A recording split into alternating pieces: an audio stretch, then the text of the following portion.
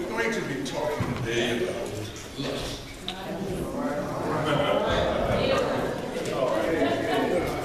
If you're uncomfortable today, maybe you might want to take power or something. No matter how I try to rework this sermon, I could not get around using the word sex. So you might hear that a couple of times. I can tell you how to do it. Sometimes you just don't want to hear it. They think it's a dirty word to talk about. So I'm not going to worry about sugar. That's right. That's right. See where it ends. You might be sitting there saying, what does lust have to do with Mark 5? Let's backtrack. Mark 5 is about a story about a man possessed. Jesus went on the other side and he went into the tomb. In the area of the cemetery, the tomb. A man came out and he was possessed with an evil spirit. And notice how the evil spirit possessed the man, but yet the man came out to worship Jesus. Now, our common thinking in a rational mind might cause us to think that Satan flees and runs the opposite direction. The man came to worship Jesus. And while worshiping Jesus, had a conversation with the devil that was inside the man. And it was he asked the man, what is your name? And he was talking to the spirit, not the man. And the satanic spirit came out and was saying, my name is Legion, for I am many. And I thought that would be the best way to really lay a ground for sin. We've been talking about the 7 deadly sins. And we've been talking about how sometimes they work individually and some interrelatedly. And I just relate to this spirit because we're dealing with legion, which means many. It means we are possessed with many. We may only think we got one. I lied to Sister Sue yesterday on the phone about how her hair looked. So I just got a lie in the spirit, and it wasn't really a lie, it was a white lie. I told her hair looked nice, and it really didn't. It was just a white lie. So really, I'm really not possessed with any type of sin. That was just a white, small, infractionary blemish against God. We try to think of words to fix it up, rationalize our sinfulness, to make us sound, I'm really a church goer. This man came out to worship God, filled with legion. Kind of let you know, you wonder what folk bring to church with them. I really didn't mean to go where I just went. But the man, so when we're talking about legion, we're talking about a massiveness of sin that's hymns. And lust is one of them that we're going to highlight. But in light of this text, I want us to understand that there are five areas that we must understand about sin and how it affects us. And the first thing we must understand is sin poisons the environment of our lives. Look at verse 2. Sin poisons the environment of our life. Immediately, there was a man who came out of the tomb he lived in the graveyard. You need to understand, when you're living in sin, you might live in a fancy house, you may wear fine clothes, but you're living in a graveyard. Because you're living in sin. And sin is death. So really, you're walking dead. You're walking dead. It just messes up your life. Because it corrupts everything you do. It poisons the environment that you are in. He was unclean, and he lived in a graveyard.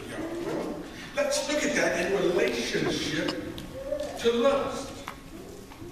Lust is something that will poison our minds with the illusion of things or alter the way we look at people. It changes the way we think or feel when it comes to relationship and love. Think back to the story of Samson and Delilah. Samson was a ladies' man. Did not love not one of them. When we read about it, we think, yes, he did. No. And young people didn't love a lot of folk. We use that word very loosely. That's the right word, because we can feel, well, love and lust are two different things. Love stays with you. When you love one person today and love another person tomorrow and another person next week and another person next week, I think you are symptomatically putting a O when you need to put a U. You are lusting after person after person after person, not because you like them, because they look good. You can't love a person just because, not even happy they look good, but if that's the only thing you're looking at, come on, you might as well fall in love with a Whopper sandwich. Have you ever seen a Whopper sandwich on TV? On TV, not at Burger King.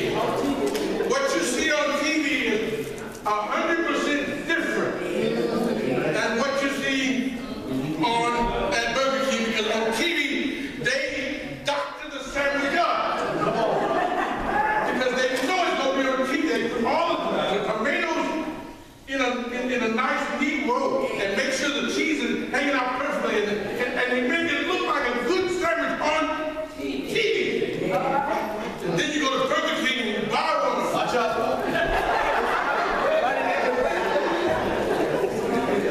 On TV, it looks this big. In real life, it's like that. Everything's slopped every which way. They're running outside of the burger. Y'all must not be looking at the TV commercial. They're supposed to teach you how to make these things. Because you are attracted by the look of things. When you look at magazines, they have what is called Photoshop. You can take a woman or man and you can change their appearances to make them look better, because they know that you will lust after the picture. Not like the love, but you will fall in lust for that picture. Now everybody wants to look like that Photoshop picture, but Photoshopping don't work in real life. You can't take a camera and put on 6-packs and paint on them. You just can't just, and sometimes when you go to the gym, you can't do it. Yes, okay. So what happens is lust begins to poison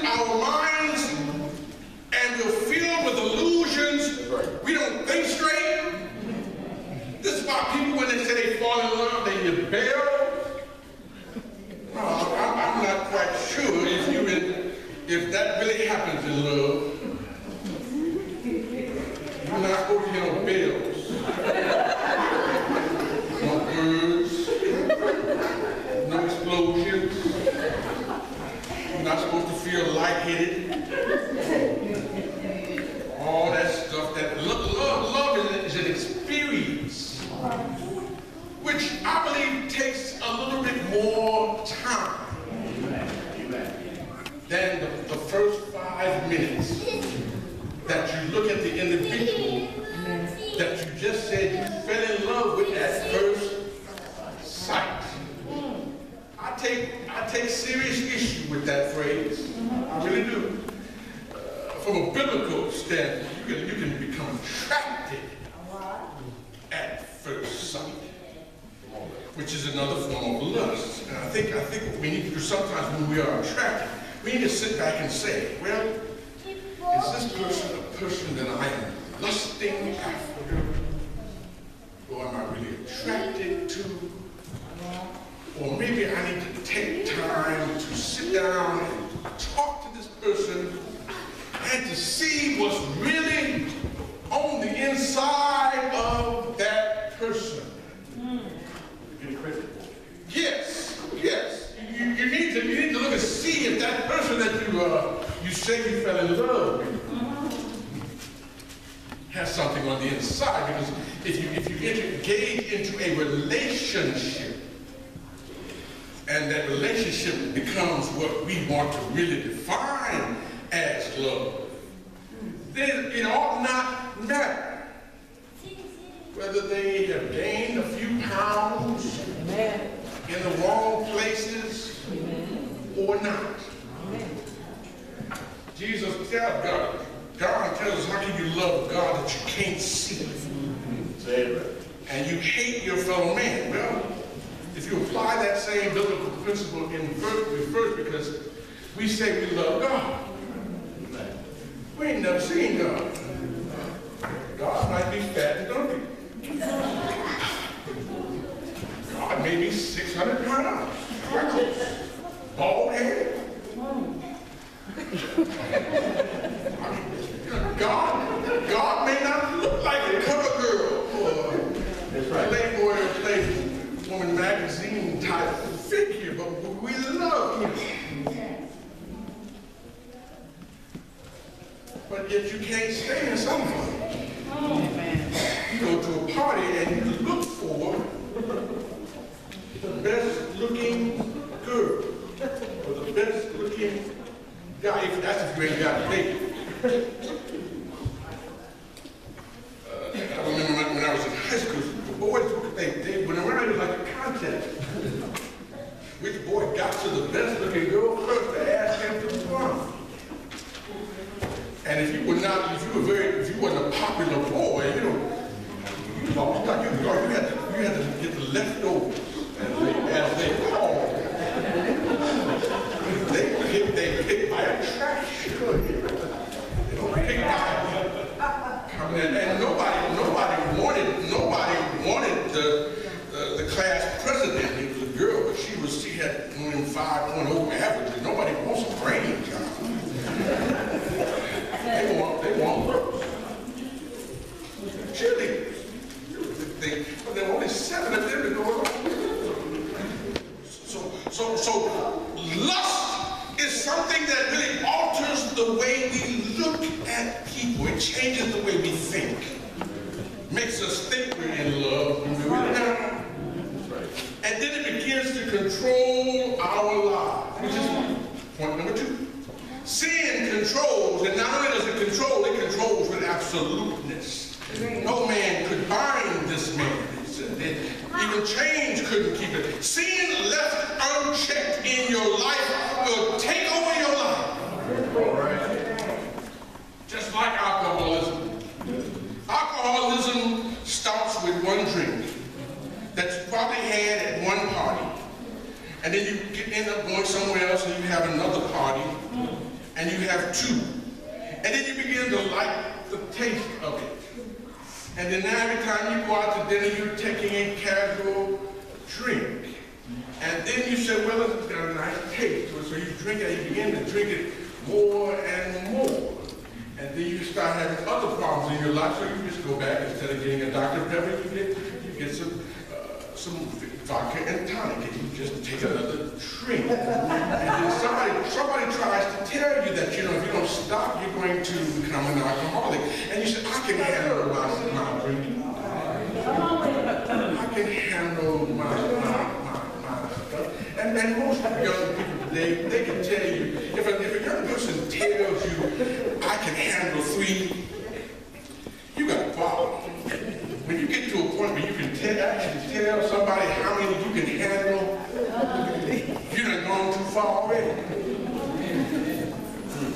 Because technically, after the first one, you're technically drunk. Because if a cop pull you over, I don't care how many you have, this breathalyzer says 0.08, which is really 3/4 of a beer. So you ain't got to have but 1 to go to jail. All right. You may tell the cop, I can handle 4. Well, you can handle the other 3 while you're sitting behind the bar in the chair.